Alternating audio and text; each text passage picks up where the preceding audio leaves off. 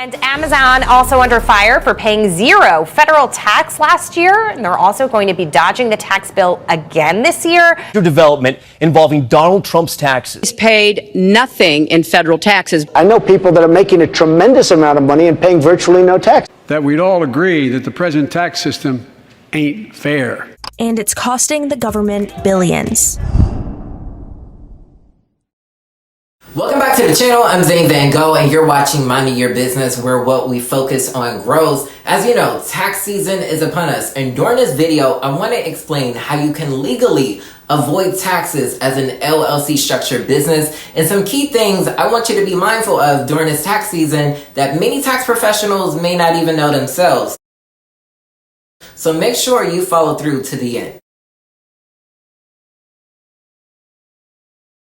And as always, before we get started, please be sure to like this video if you find any value, as well as sharing it with anyone who you think can be of benefit. And if you're new here, please consider subscribing to the channel, where we talk all things business development and on occasions personal finance. Now, before we go any further, it's important that you understand the differences between tax avoidance versus tax evasion. Simply put, tax avoidance refers to legal methods used to reduce or eliminate one's tax liability, such as taking advantage of tax deductions and credits, while tax evasion, on the other hand, refers to illegal methods used to avoid paying taxes, such as failing to report income or claiming false deductions.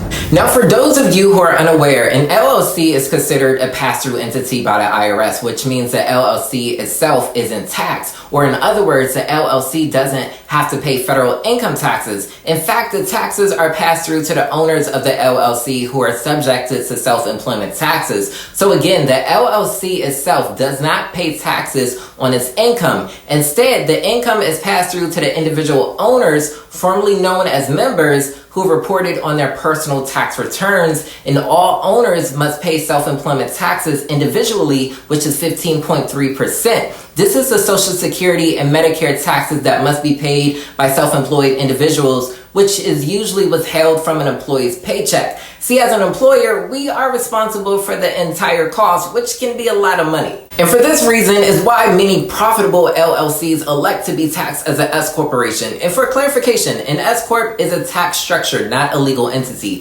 However, by electing to be taxed as an S corp, you can take a reasonable salary from your company's profit, and you will solely pay self-employment taxes on your salary versus all profits for that particular calendar year. So as a quick example, let's just say my LLC business generated $300,000 in profit during the previous calendar year, and I paid myself a reasonable salary of $100,000. I would only be responsible for paying self-employment taxes on the $100,000 while paying ordinary income taxes on the $200,000 that remains, which will reduce my tax liability significantly.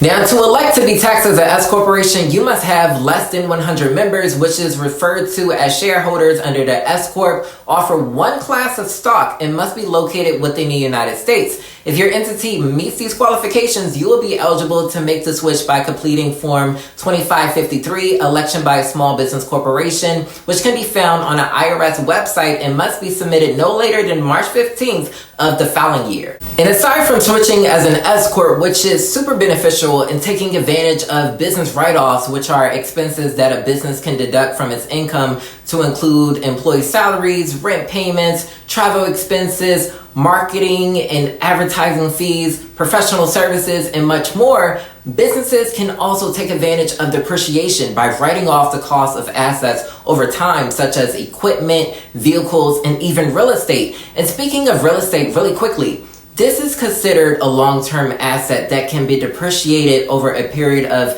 27 and a half years for residential properties and 39 years for commercial properties. This can provide a significant tax deduction each year, which is why you will find many wealthy people in larger companies such as Amazon, Nike, and McDonald's invested into the space by owning the buildings which their businesses operate. And finally, let's talk business tax credits.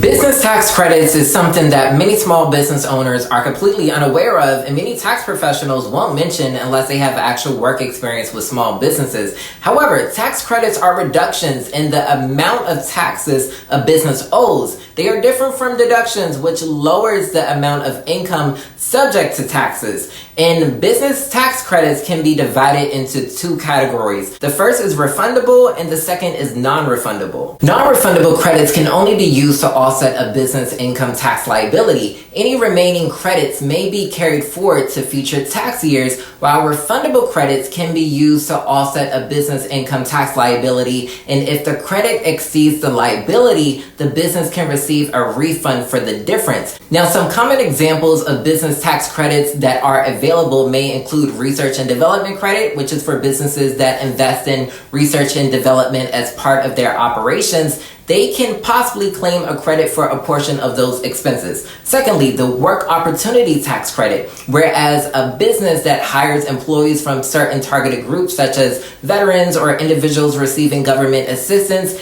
may be eligible for a credit. And the third one, which I'll mention, is a small business healthcare tax credit. This is for small businesses that offer health insurance coverage to their employees who may be able to claim a credit for a portion of their premium cost. While there are a few more business tax credits that may be of benefit, like the employee retention credit if you receive employees during COVID, or the renewable energy production credit for businesses generating electricity from renewable sources, it's important that you speak in depth with a tax professional who specializes in small businesses and that can walk you through additional credits that can best serve your company. However, all these methods mentioned is how large companies that we hear about every day in the news pay little to no taxes each year. This is the perfect practice of tax avoidance, which is public knowledge found on the IRS website, and is set up for everyone to win if you follow the tax codes accurately. Because let's just face it, no one really likes paying taxes, but so many business owners continue to overpay each year, either due to the lack of knowledge or understanding of tax law, incorrect classifications, failure to take deductions, or just not keeping an accurate track of their financials. But remember this, when you position yourself correctly and understand how the game works, it will work to your advantage. So again, as we close out, please be sure to like this video and share it if you found any value, because like I always say, the more we know, the stronger we can grow. Until next time.